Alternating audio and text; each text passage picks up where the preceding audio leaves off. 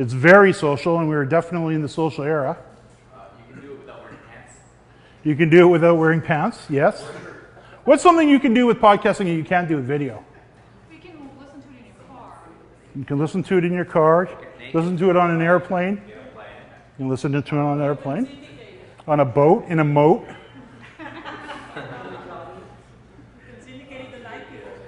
You can easily syndicate your podcast through iTunes and half a dozen other really large podcasting directories, which we'll talk about tonight. What else? What are some benefits of having a podcast? You can definitely make money with podcasting. You create yourself as an authority of whatever the topic is you're talking about. You can create yourself as an authority. What else? Lead generation. You can definitely generate lots of leads with podcasting. There's people listen to audio in all different places, whereas on video, people are typically on YouTube. So I think you can get a benefit of getting networks across like various channels and give you exposure. You do? You don't have to crash your car. And since it's varied, you're building a platform. True, and you build an audience. Well, I just like the fact that it's so mobile. Like you can do it, you can listen to it anywhere, anytime, because it's in your phone. You don't even have to screen it. How many have, exactly right, how many have a mobile device with them right now? Just about everybody. How many know how to listen to a podcast on their mobile device? And how many don't? Okay, so just remember there's a great app out there called Stitcher. Stitcher's great. Stitcher, like stitching, only Stitcher. And it's a free app. But why I like Stitcher is because you don't have to download the podcast into your phone and fill it up with podcasts. It streams to you. And it's awesome. It's free app. Okay, so a couple more. Give me one more, and then I'll give you what I think is the biggest one. You? It's a great way. It's a great way to get consistent new content. It's a great way to get consistent new content. Podcasting is very easily repurposable into all different forms of content. You can use it as a backtrack of a video. You can use it as a the fodder to create a great article. You can use it as a transcript. I know that with like the Adam Carolla show, like they do a lot of advertising and stuff. You bet. You can use it as promotion. A lot of advertiser that covers a lot of stuff. You bet. You can promote other people's products, and you can also promote your own products. So you have your own advertising vehicle. What else? Biggest one that's been for us is and somebody who mentioned getting to connect with other business owners and other like-minded people. It's huge for that, because if you want to get in front of somebody and you invite them on your show, out of 10 years of podcasting, I have never had a single person say no, that I won't come on your show. And it's been the greatest way to build up an audience, to get to know them, to really build a great peer group. One more. This is not a different thing.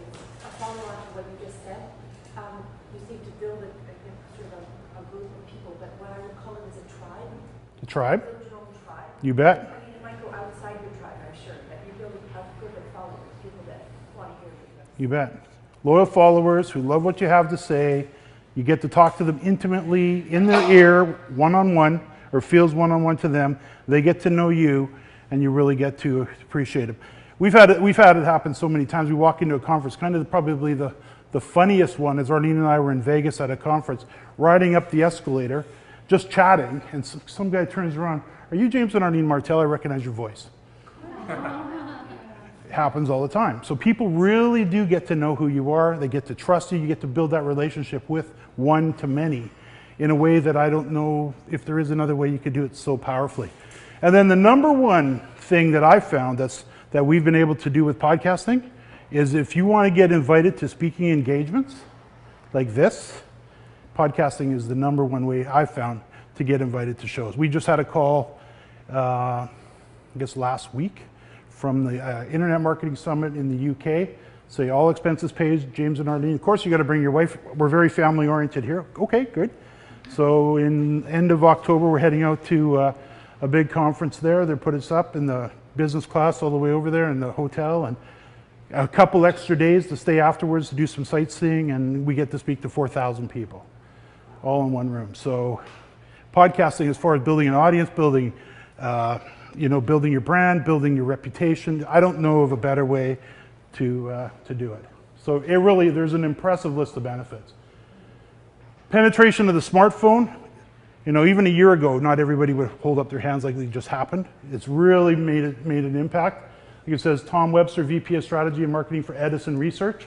We're now seeing activities that were dominated by desktop usage in 2013 flip dramatically. So that's really last year. We're only in June of 2014. We usually talk like 4 years ago. No, it's like now. Dramatically become mobile behaviors. For millions, the smartphone has become the first screen. Podcasting is also very underserved. If you could go back to the beginnings of blogging, how would you like to be some of the very first to really get started and dig into it? Well, currently they estimate there's some 450 million English-speaking blogs on the planet. Only 225,000 podcasts in iTunes, which equates to about, for every blog you're going to compete against, there's only one podcast. And for guys that have blogs that are going, you combine that with a podcast, you can't beat it. I can show you some success stories on that. How big is podcasting? Little websites such as Podbean. How many have heard of Podbean? Podbean.com. Hardly ever get anybody. I did a talk with Canada Marketing Summit. So there were 300 people there. I had like 7 people in the room put up their hand. But look at 669,000 podcasters on this site. 2.3 million episodes downloaded 3.9 billion times, and nobody's heard of it. And it's a baby compared to iTunes. Like they don't even really rate. This is one of the reasons. iHeartRadio grew to 10 million users faster than Facebook and Twitter, and they're now currently at 40 million users. Macworld published an article recently. This is beginning of, or middle of last year. 1 billion, everybody thinks of iTunes as music, right? I'm huge in music. But a lot of people don't realize that podcast subscriptions are massive in iTunes with 1 billion subscriptions. Can you just tell me that first name again, because I didn't catch it? Podbean. P-O-D as in iPod, Podbean. B-E-A-N. Like string bean. Bean. Bean. This is interesting. Everybody's wondering what Apple's next big play is. We know they came out with the iPod, followed quickly by iPhone, then iPad. And everybody's been talking about what's next. I think this is what they're doing next. Their new service called CarPlay, and it says Apple has already has deals with automakers from Ferrari to Honda. Other automakers include Hyundai, Mercedes-Benz, and Volvo. Apple says 13 more automakers have future agreements to employ CarPlay, including BMW, Chevrolet, Jaguar, Land Rover, Nissan, Subaru, and Toyota. So imagine having your iPad built into your dash, connected to the net. So can you imagine? And we're already starting to see this in the US a lot, and there's a few cars up here that have it. But that's the next play for them, from what we can see. Who's listening? This is always interesting. They say 36, and forgive me, I'm Canadian, but you know all the stats, it seems, are American, so we can look at those. 2014 National Service from Edison Research and Triton Digital found that the weekly audience for all forms of online radio is now 36% of all Americans, or 94 million nationally. How many listen to podcasts in the room, if I could ask? Okay.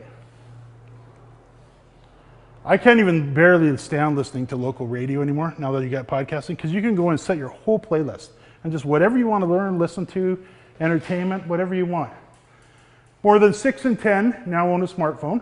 That number increases to approximately 8 in 10, ages 18 to 34. So many businesses are looking for ways to get to the 18 to 34-year-old market, podcasting. Internet-only audio services continue to grow, now consumed by 31% monthly. Podcasting is on the rise as weekly audio consumption grew 25% year over year, from 12% in 2013 to 15% so far in 2014. In-car usage of online radio and other forms of digital audio continues to grow. In 2014, 26% of mobile users have connected devices to a vehicle, either physically or via Bluetooth, up from 21% in 2013. So you can see things are growing quickly.